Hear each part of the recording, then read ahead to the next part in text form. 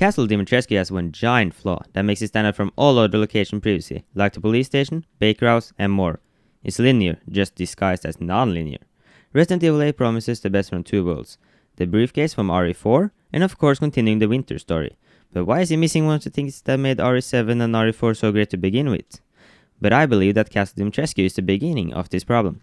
When you first walk into Castle Dimitrescu, you quickly see it as the worst map in the entire series. After an hour of opening scene and almost no exploration, you finally get to explore a little, but no. We agreed with all these doors and puzzles. I was so excited to explore the castle and what it had in store for me. But instead, a cutscene happens and you're led to Lady Dimitrescu, and you quickly escape and are given the eyeball that unlocks a puzzle piece.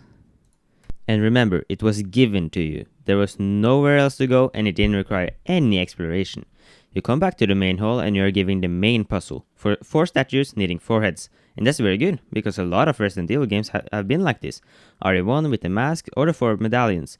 And you start to explore. Well, that door goes back to the place you came from, and that door goes to the entrance. So you go to the big open area and every door is locked.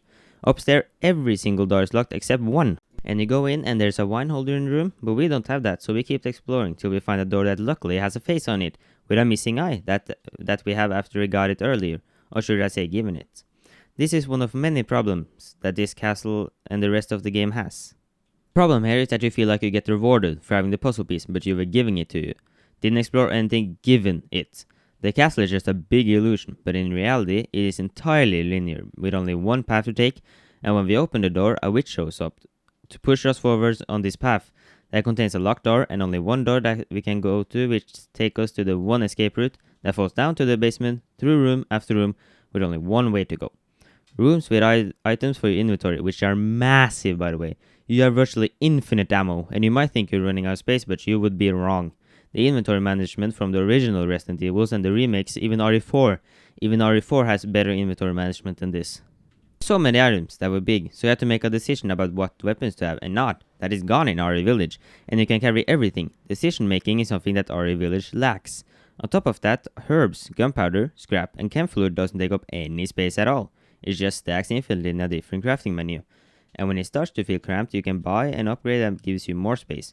And trust me, you will have enough money, because you find gems and other valuables by just playing the game normally with minimal exploration.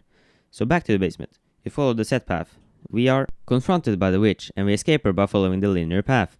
We open a window and we shoot her, and she freezes, so she dies. And after the mini boss fight, we keep on going to a room that contains the wine bottle. Yay! This is another item that has just been given to us through a linear experience. There's nothing satisfying about this. It was just given to us. The wine bottle opens the wine holder, and it opens up to a room with a key to the courtyard. There's only one door with a key, so it's obvious which door leads to the courtyard. But hey, there are multiple doors here, where we can explore a little. But no, one door is open, go upstairs, where there is only one door open with a puzzle. A door opens to the catacombs with some decent claustrophobic combat. That isn't so easy to ignore. Now I just want to quickly talk about crafting. In R7 we had 3 crafting components: gunpowder, chem fluid, and herbs. Gunpowder and chem fluid made bullets, while herbs and chem fluid make sealing. Again, this is decision making. The game is asking you to make a decision. Do you need more ammo or healing? But in RE Village, this is scrapped, because scrap is introduced. Scrap and gunpowder makes bullets, and chem fluid and herbs make sealing. So there's no more decision making.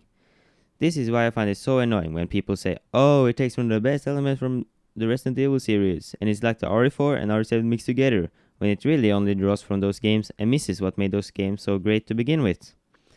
But okay, it has RE7 first person perspective and RE4 store and briefcase, but the foundation of the gameplay is missing. It's been replaced by a linear experience that can't entertain us with steady action like RE4 could. They need to throw more combat scenarios against the player, and they do that here. It's cramped, it's easy to get cornered, and generally it's good combat. We keep on moving to a balcony with a set path and get confronted by Lady Dimitrescu, and run away again with only one path to take, to a room that contains one of the heads for the statue puzzle. And again, it was given to us. We just had to walk the linear path and get it. And you see the pattern here, right? Well, the entire game is like this. We are confronted with a piano puzzle that is possibly the most embarrassing puzzle in the entire franchise. If you can read sheet music, you will get this immediately. But if you can't, you just have to look at the spaces. If it goes down, go to the left, and if it goes up, go to the right. But here's the funny part, there is no penalty for picking the wrong one, so you can just spam every key until you get it. Like this game is made for people that don't want to play a Resident Evil game. Anyway, the iron key takes you to a staircase, where Dimitrescu confronts us again. You go further and you are taken to the next witch fight. That is the worst one by far. All you have to do is pull a lever and air comes in and she freezes with no skill involved. And there is so much space that you will never get hit. And we get a mask for our troubles. The next room is a puzzle room that lies to you. It says ring the 5 bells in this chamber. In this chamber, so this room. So 1, 2, 3, 4, and the 5th one is outside. You have to shoot the window and shoot it. After that we find a hunting rifle that we have plenty of space for. We run on a set path as bird-like creatures attack you. Or birds, I'm not sure what they are. And wow, you get another mask for your troubles.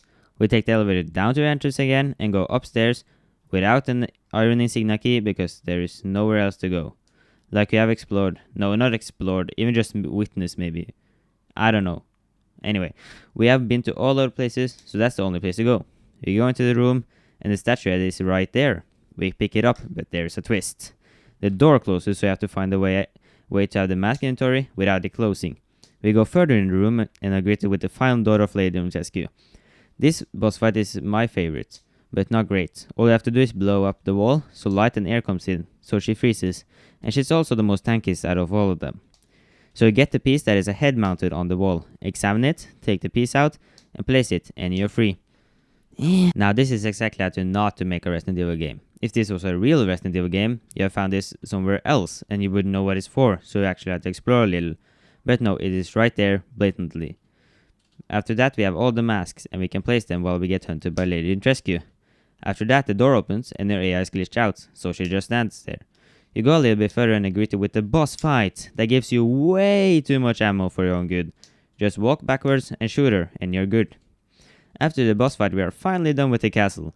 A sick lie and only deceives you into thinking otherwise. I'm so done with this kind of level making. This kind of level design does not think about any of your OG players, just try to get the new ones. And the new fanbase starts liking Resident Evil for that kind of level designs, and hates when Capcom does otherwise. That's why the factory, that has the most exploration in the game, is the most disliked, because the new players like linear story games, like The Last of Us. Just stick with what you're good at, Capcom.